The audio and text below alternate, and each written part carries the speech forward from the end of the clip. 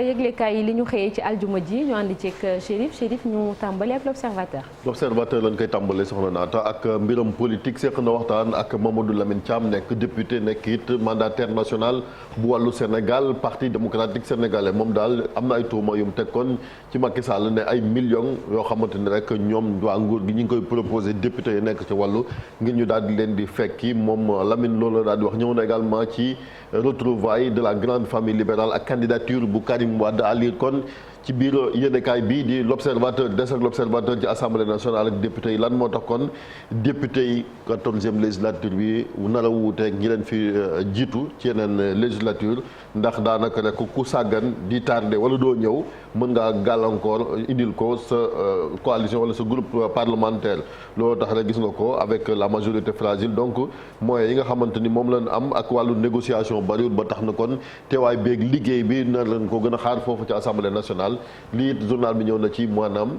matériel de construction yeeg ñi bëgg a tabax dafa mel ni daal mbir yaa ngay gën a cher lan moo tax kon secteur boobu di BTP nekk ci ay jafe-jafe professionnels yi ñi ngi ci daal di àddu et puis tamit dérive yi maanaam ni gars yi def rek ci internet beeg réseaux sociaux yi mel ni tamit buñ ci waxul làmbaay dina ñaaw fii ci Sénégal ba tax na kon y a des gens sax qui sont devenus sadiques maanaam daanaka rek gis nga leen amatul benn xol wala yu ni mel loolu nekkoon dafa mel ni cànkutef googu ñu ngi ko jëlee ci réseaux sociaux yi et puis chambre criminelle ca Ndar kii moom dafa bëggoon a siif maanaam rek gorom bu jigéen ba tax na kon ñu daal di koy daan juróomi ati kaso mu daal di ko fay tëdd làmb ji tamit mel ni kon juboo am na diggante Moustapha Guèye ak ki nga xamante ni kon moom mooy Gris Bordeaux. enquête moom. ñëw ba léegi rek ci assemblée nationale ak proposition de loi mel ni kon yombul proposition de loi nag ab député moom moo koy def li ñu nemmeeku mooy surtout fan année yi passé bariwut ba tax na rek kon dafa mel ni procédure yi yombul yomb goo xamante ni kon ñu bees ñi sax rawatina ñi ci opposition bi demagun assemblée nationale mais nee nañ am na ay texte de loi yu ñu bëgg daal di proposer jëm kon ci muy proposition de loi wala sax modifier lii di kon ay projet de loi yoo xam ne jóge woon na ci gouvernement bi wante gis nga buñ sukkandiku journal bi ak ay borom xam-xam daal jàpp na ni initiative parlementaire boobu am na obstacle yu bëree bëri monte day législature bii nu génn buñ sukkandikoo ci Théodore Monteil gën gaa néew proposé nañ kon ay juróomi loi yoo xamante ni rawatina kon permis à point bi wante loolu mujjul egg permis à point boobu gouvernement bi moo leen mujj kon court-circuité daal di koy def projet de loi et puis ñu ñëwaat ba léegi rek ci Abdoulaye Wade bi nga xamante ne am na ay nomination yu mu def jëm rek ci ma faal kon mu daal di jiite enseignants yi et puis wàllu football ba léegi rek gis nga ni Sadio Mané ak Lewandowski dana daje ci Ligue des Champions. Le quotidien moom mu xëy. Aïssata Tall Sall mooy ni kon ñëw na rek ci mi mandat bu Macky Sall ci présidence en exercice bu Union africaine moom nag kon dressé na bilan bi bu ñu sukkandikoo ci ministre des affaires étrangères et puis classe préparatoire yi nga xamante daal gone yi gënoon a xarañ am bac ñu bañ a dem bitim réew di fa jàng des fii ci Sénégal dafa mel ni gouvernement bi mi ngi accéléré cadence bi et puis bonne nouvelle également jëm ci wàllu assainissement ak émissaire marin bi nga xamante ni liggéey bi bëgg nañ koo tàmbale fële ci Cambérène. Le Soleil, Chérif. ci loolu la daal di wax sax jëm ci modernisation de la station d'épuration bu Cambérène démarrage kon émissaire marin boobu gën gaa yàgg démb ministre bi daal dina koy lancé moom Serigne Mbaye Thiam. coût bi 42 milliards de francs CFA la guddaayu ouvrage bi nag toll na kon ci 5,2 kilomètres et puis tamit ndox mi léegi danoon ko gën a sànni mu daal di dem géej buñ sukkandikoo ba léegi ci yenn kaay ñi ngi doon wax mbiram classe préparatoire yi mel ni kon lu toll kon ci 514 demandes maanaam ay élèves yoo xam ne bëgg nañu dugal leen ci daara ko yooyu wante 50 places rek lañ fa daal di soxla mel ni kon compétition bi dina ruud et puis lan moo waral dérégulation bi jëm ci wàllu soble si loolu li journal Le Soleil def na ci taxaw seen beneen journal muy Libération. waaw Libération tamit jëm ci méttital gi ni méttital soxna yi rawatina ci seen néegu sëy lii nag gis nga ko soxna Xarjata mi moom fukki at ak ñett la maanaam mineur amul sax âge mariage borom këram kon di ko def naka sudul noonu borom kër gi nag buñ sukkandiku journal bi am mandikat bu mag la mi ngi noonu moom sëñ Ndiaye mi ngi dëkk ko fële nga xamante ne rek gone gi ñun ko mayoon ca mbir kilaan ba tax na rek gis nga ko chaque fois bu tuxee yàmbaa daal ba tàggoog sagoom da doon duma ndaw si duma gu méttee métti ba tax na moom la mise en cause am na benn information judiciaire boo xamante ni ubbi nañ ko ngir coup et blessure volontaire wante tamit consommation benn mariage boo xamante ni mineur de moins de 15 ans buñ sukkandiku journal bi ak détention de chanvre indien ku mel ni moom neexut a dëkk ci kër et puis tam bu ñëwee ci Sonatel tamit boo saaganul yëngu-yëngu dina fa am ndax gis nga ko travailleurs yi ak direction bi daal jaarootun ab taal et puis tamit ñu ngi ko doon wax ba léegi rek jëm ci hausse prix tonne ciment bi gis nga ko flambé boobu nag inquiété na ñi nga xamante ni ñoom ñooy acteurs yi. Tribune, Chérif. waaw bien mal ak jëm kon ci lutte contre la corruption mu mel ni kon de Maître Wade à Macky Sall daal où est passée la justice ab laaj la boo xamante ni journal bi mi ngi koy laaj ndax bu mu weesoo Karim Wade Tahibou Ndiaye ak nag ñoom Balde les ex dignitaires kon gis nga ko rek recasé leen Macky Sall moom moo leen jëlaat ci ñoom gis nga ko rek muy Abdoulaye Wade ak Abdou Diouf tamit n'ont pas fait mieux jëm ci wàllu rawatina cour bi nga xamante ni kon moom mooy CREI yi et puis tamit ñëw ba léegi ci Liberté 6 tension ba ma nga fa ba léegi rek ginnaaw kon ki nga xamante ni dañ ko fa rayoon ba am ay règlement de compte yu fa daal di am ñëwaat ba léegi rek ci moom promesse yi nga xamante ni moom Macky Sall mosu leen a tëri jëm kon ci wàññi dundu askan bi buñ sukkandikoo ci journal bi di Tribune. beneen journal Walf Quotidien ak mbay mi. mbay meek wàllu économie ñëw na ci sax gis nga ko inflation bi daal nee na dafay contredire chiffres yi nga xamante ni ministère de l' agriculture ñi ngi koy jox jëm kon ci aw campagne agricole beeg statistique agricole yi kii nekkoon fi ancien premier ministre di Abdoul Mbaye moom nee na statistique gis nga ko conforme naal méngoowul sax ak dëgg muy loo xamante ne kon wedd na ko Ousmane Sonko tamit gis nga ko offensive médiatique dafa mel ni daal mi ngi kaaw a jiitu ngir wut ay paravent bu ñu sukkandikoo ci journal bi nga xamante ni ñëw na également ci Sénégal ak Union africaine ak bilan bi nga xamante ni moom ministre bi def na ko ces lions yi nga xamante ni gis nga ko jëm ci Ligue des champions bal des artistes la ko tuddee Sadio Mané ci la bokk. Les Échos ci Pape Mamadou Seck. Pape Mamadou Seck la ci gim rëccoon fële ca pavillon spécial bu hôpital Aristide Le Dantec bi ñu defee reconstitution des faits ak enquête nag dafa mel ni kon maton yi maanaam garde pénitentiaire yi ñoom ñoo sàggan ba moom mu daal di leen di rëcc profité na kon ci moment d'inattention ak surveillance bi ngir rek ubbi bunt bi daal di dem laaj nag samp nañ ko maanaam baro yi nga xamante ni kon da leen a sii est-ce que du stratégie rek ngir wane ne moom Pape fa la jaaroon alors que ak càggante moom moo waral lu ni mel et puis gis nga ko ba léegi rek ci wàllu làmb ji Moustapha Gueye jubóo na ak ki nga xamante ni mooy Gris Bordeaux nee na ko nag dànkaafu ko bu fekkente ni kon Ama Baldé daan na la moom tu dois abandonner maanaam da nga war a bàyyi làmb bul fàttali ni kon ki nga xamante ni mooy Gris Bordeaux war naa bëri ak Ama Baldé fa lay nag mu ne na ko Ama Baldé tamit du ko yombal li nga xamante ni moom mooy combat bi Augustin Tine tamit mi ngi ñaawlu déclaration yu Ousmane Sonko defoon jëm kon ci armée bi fële nga xamante ni mooy seen présence ci Mali et puis tamit gis nga ko rek ba léegi cambriolage manqué fële ca Kër Massar membre gang bi nga xamante ni gis nga ko ci réseaux sociaux yi TikTok yi ñoom nag jàpp na leen yeew leen duma leen ba tax na droit de l'homme yi ñi ngi ñaawlu li nga xamante ni mooy justice populaire bi ci réew mi. Aïssata Tall ci bés bi le jour. mu daal di ubbi li naan la valise diplomatique moom ministre des affaires étrangères ak sénégalais de l'extérieur jëm kon ci Macky Sall bi ñu ko falee présidence en exercice bi Union africaine boobu ak léegi nag kon am na juróom-benn weer moom nag soxna si daal dina taxaw ba yàgg nee na Macky Sall tamit bu jógee Mali comme ni mu ko defee barki démb ñu ngi koy annoncé ca Guinée ak fële nga xamante ni kon moom moo ca Burkina Faso et puis candidature Afrique tamit jëm ci conseil de sécurité des Nations Unies bokk na kon ci ay yéene moom Macky Sall ñu des ba léegi rek ci ki nga xamante ni kon moom mooy maire bu Mermoz Sacré-Cœur wut fa Barthélémy Dias di Alioune Tall moom kon weddi na ne kon Macky Sall bi mu ko accordé audience daal dafay fekki ki nga xamante ni kon moom mooy Macky. ba léegi Aïssata Tall Sall ci laas. moom mooy exposé rek li nga xamante ni mooy lim jàpp ay exploit diplomatique yu Macky Sall jëm kon ci Union africaine ak wàllu NEPAD boobu ci jamono jii tam gis nga ko dérive yi ci réseaux sociaux yi cadre unitaire de l'islam au Sénégal moom ñi ngi def rek ay pexe ngir ñu xeex ko fii ci réew mi ba léegi rek gis nga ko justice populaire maanaam ñiy fajal seen bopp tooxi doon ak musiba naaru laay mun na koo jur ñi ngi fi doon jox sànq la xaw fële ca Liberté 6 ak ca Kër Massar. Vox Populi ci politique bi. waaw ñoom ci parti de gauche la ne gis nga leen nii muy waa Landing Savané ñoom professeur Pape Demba Sy ki nga xamante ne également mooy Samba Sy bu PIT ba ci Ibrahima Sène daal ñoom ñoo taxaw def benn diagnostic ci lan moo tax kon ñoom seen parti de gauche yooyu yi nga xamante ne amoon nañ fi taxawaay ba Sénégal di am indépendance ci année 80 yi ñuy dellu ginnaaw muy nag benn seconde alerte boo xam def nañ ko même ci élection législative yi ñu génn ñin ci am ci député bariwul ñoom nag daanaka si ñoom ñi ñëpp ñi ngi ci majorité présidentielle ci Benno Bokk Yaakaar et puis tamit gis nga ko recrudescence seen violence yi nga xam dañ koy filmer di ko partager Amnesty International Forum du Justiciable ñi ngi koy ñaaw lu baax a baax cadre unitaire de l'islam ñoom it démarré nañ benn campagne de sensibilisation contre la haine et la désinformation fi nga xamante ni moom mooy si Sénégal et puis tamit jafe-jafe yi muy malade mental ak OMS bi nga xamante ni comme liñ ci tiré sonnette d'alarme. Source A lu doy waar. waaw Source A moom lu doy waar la gis nga ko mbiram góor jigéen encore une fois fii ci Sénégal ñu daal leen arrêté fële ci Castor waa ji weddi woon na waat nag bin yi moo ko kon weer moom nga xamante ne gis nga ko wax nañ fii turam ak yu ni mel et puis tamit lii moo gën a doy waar sax kii nee na ab ministre d'état la jël sens interdit alkaati bi arrêté ko mu bañ peut-être les polonte naan ko man xamoo ma boo ma xamoon man maay turuwaa ngi nii xaaral Abdourahmane Dabo la tudd mi ngi nii moo nekk à la une te policier bi def na ko bul jël li nga xamante ni kon moom mooy boobee sens interdit nee na ko man commandant yeeg commissaire yi xam nan ma waaw loolu la kii moom noo xam man mi xamul man mi xaw ma ko bu tudd man mi xaw ma ko waaw est-ce que le témoin Chérif. waaw le témoin ngi ñëw ba léegi rek ci li nga xamante ni kon mooy distribution des cartes au sommet de l'État mu mel ni kon rek jëm ci wàllu nga xamante ni ci la nekk ci mouvance présidentielle bi Aly Ngouille Ndiaye Mimi Touré ak ki nga xamante ni kon moom mooy Amadou Ba ñoom ñooy tiercé gagnant bu sukkandiku en tout cas journal bi mais attention outsider bi nag bokk na ci kon ki nga xamante ne mooy Mouhamed Makhtar Cissé ak Amadou Hott bu sukkandiku journal bi et puis tamit APR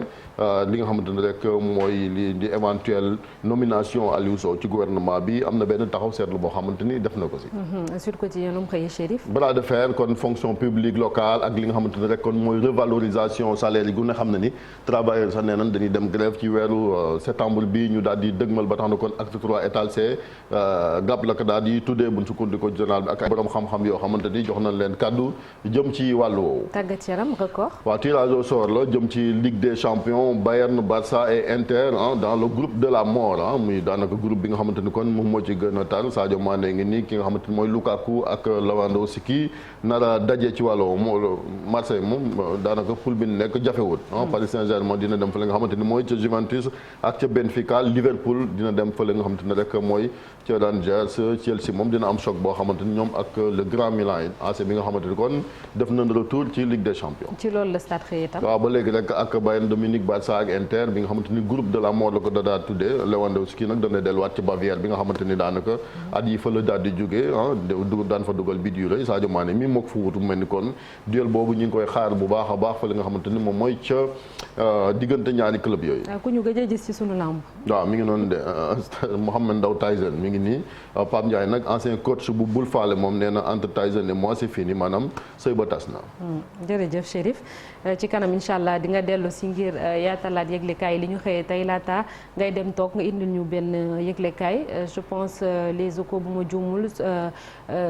bu ngi noonu sànq tamit Vox Populi xëy na ci l'Observateur Alaaji Malick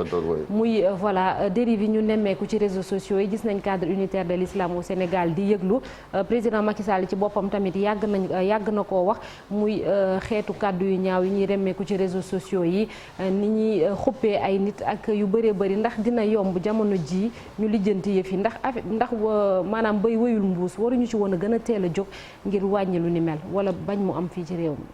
waaw naata mun nañu wax ni fi mu nekk nii yëf yi jéggi na dayoo est-ce que mën nañu ko réparer loolu nag moom defe naa lu jafe-jafe lay doon du ma ni mënta ne waaye dina naqaree lijjanti ndax tey la nga xam ne moom moo taxoon a jóg réseaux sociaux yi ak jumtuwaay yu xarala yi yaakaar naa ni li ci ëpp solo moo doon informer fexe ba àdduna nekk lu ñu tuddee un village planétaire ba lépp lu xew ci àdduna te amal njëriñ askan bi ñu mën ko fësal mën ko yaatal mën nañ ko utiliser yi tamit ngir siiwal li nga xam ne moom la ñuy jaay ñu ci bari tey ci jigéen ñi nga xam ni dañu takk seen digg di jaay vente en ligne la ñu ëpp lu ñu def di utiliser réseaux sociaux yi bu ko defee seenum njaay mën a jar di ca fësal yi tamit ci wàllu politique sax mën nga ko jël di ci def sa campagne ak sa propagande ak ni ñu ko gisee ci seen politique bi mais dañu dem ba rôle boobu nga xam ne moom la waroon a jouer pour dimbali askan wi ci lu bari ñu jël ko teg fële di ci xotti worma di ci weer nit di ci wax lu ñaaw di ci wane jëf ju ñaaw di ci siiwal loo nga xamante ni nii lu bon lay doon walla lu metti lay doon. gis nga yàq àdduna dem ba tey ñu def ko moyen de pression et de chantage tey jii képp ku nga xam ne kilifa nga ak kilifa bu mu mënti doon kilifa diine weer nañ ko fi xaawi nañu suturaam kilifa aada weer nañ ko fi xaawi nañu suturaam ñun ñi nga xam ne ñi ngi feeñ ci média yi te am tuuti lu siiw ñun la ñuy wër ngir waxal ñu suñu lu bon boo defee lu baax seen yoon newu ca je pense que loolu tey war nañoo mën a xool naka la ñuy def ba joyanti ko ndax dafa dëppoowul ak suñu diine dëppoowul ak suñu aada dëppoowul ak Sénégal bi nga xam ne moom la ñu bëgg Sénégal bi nga xam ne boo yeewoon mag ñi ni leen Sénégal lii fi am tey ñu ne déedéet du Sénégal bi lañ fi bàyyi woon. kon tey nañu sàmm nañu defaraat jikko yi. nañu xoolaat suñu bopp naata ndax yëf yi doy na waar. Il y a rien de plus méchant et de plus mesquin et de plus lâche. que toog ci sa clavier voilà xam nga xaayaan ku dégg séeréer toog sa clavier joxe tur wu nga xam ne du saw tur téye deru Malick Thiandoum di ca wax lu nga xam ne lu mel ni xëy na. kii ñuy wax ni kii ñuy wane ci ginnaaw nga xam ne ay wax ay kàddu yu ñaaw. moo taxoon mu siiw ci réseaux sociaux moo taxoon mu siiw moo tax ñu wutal ko passeport diplomatique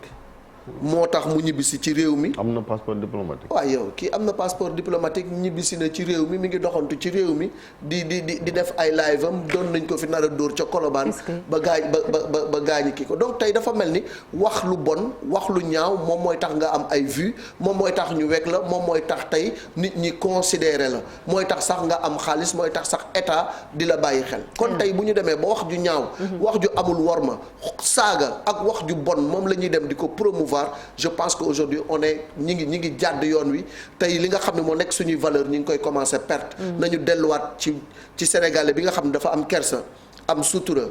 am i tamit yërmande am worma ci doomu aadama. mais Sénégal bii ñu gis xamuñu ban Sénégal.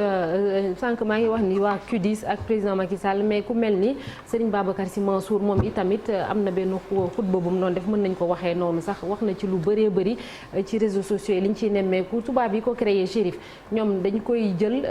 di ci xañ na promouvoir seen i activités yu ni mel. am na benn côté positif bu mag waaye dafay dem ba dafay muur aspect négatif boobu ñu nemmeeku ci réseaux sociaux yi. parce que simplement on ne sait pas utiliser les réseaux sociaux et loolu li naan éducation même aux nouveaux médias ak réseaux sociaux dafa war a am ay modules la yoo xamante même ci école yi dañ ko war a mën a commencer di jàngal gone yi imam yi ils en parlent mais d'habitude da ngay gis bu tabaski jotee wala korité ñu wax ci jàll même ci jàkka yi. dañ fa war a continuer di ko def dans les quartiers également parce que day musiba boo xamante ñu bañ a bàyyi maanaam di ci wax saa su nekk parce que chaque jour. mi ngi am ay dérives parce que li nga xam dafa dem ba cohésion bi lay menacer looloo ci gën a garaaw moom ni ñu ko waxee parce que haine beeg discours bi ku ne xam na ni ces dernières années fii ci Sénégal réseaux sociaux yi dañ koy utiliser ngir lu ni mel am na ci ay phénomènes yu bees yoo xam tamit genre fonds de commerce nañ ko defee parce que subitement dañuy ñëw rek di manipuler ñi nga xamante ni moom mooy opinion yi ma gis naa benn photo d'illustration boo xam ne noo